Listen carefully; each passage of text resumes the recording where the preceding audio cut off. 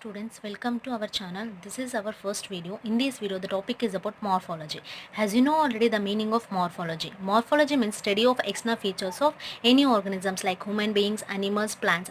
I will specifically teach about plant morphology. Plant morphology means study of external features of plant parts like roots, stem, leaves, etc. So the definition of plant morphology. Plant morphology deals with the external characteristics of plants. It deals with the structure, development and modification of various plant parts like root, stem, leaf, flowers, fruits, seeds. These are the plant parts. The important plant part is roots. Roots are the main important axis of a plant. These are underground part of the main axis of a plant. The roots are subterranean and positively geotropic. Subterranean means it will situated underground of the earth surface, and positively geotropic means the roots are downwards to the earth surface. The root has no nodes, internodes and no flower buds. It is endogenous in origin. Endogenous means the root situated within the earth surface and it has a root cap at the tip. Root cap helpful to give mechanical strength. A little behind the root tip is found a tuft of root hairs. Root hairs are helpful to absorb the water minerals. Based upon the development and structure, the roots are classified into three types, namely taproot, fibrous root, adventitious root. The first root is taproot. The taproot is tapering from the base to the end. Tapering means it will reduce the thickness from the base to the end. The root is reduce the thickness from the base to the end. Develop from the radicle. Radicle means it is a part of an embryo and it will characteristics of dicot plants. It will mainly seen in dicot plants. The tap roots are mainly seen in dicot plants.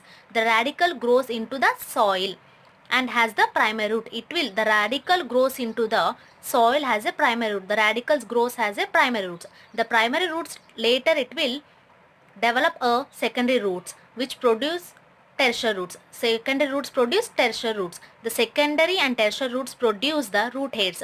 The two types of root, secondary roots and tertiary roots, produce the root hairs. Root hairs are helpful to absorb the water minerals. For example, mango. These are primary roots and secondary roots, tertiary roots and root hairs. Root is fibrous root. Fibrous root is fiber-like, developing as a cluster from the base of the stem.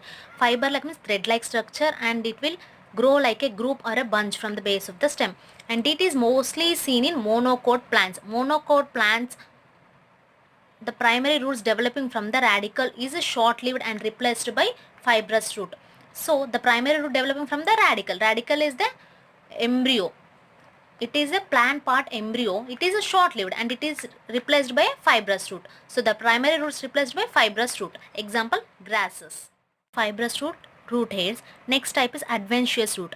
The roots develop from any part of the plant except radicle. So the roots are develop any part of the plant except the radicle, or called adventitious root. From the nodes or leaves. These adventitious roots develop from either nodes or leaves. These are also called aerial roots. Example, banana and vanda. Root fix the plants to the soil. They helps in anchorage. Anchorage means tightly hold in the soil.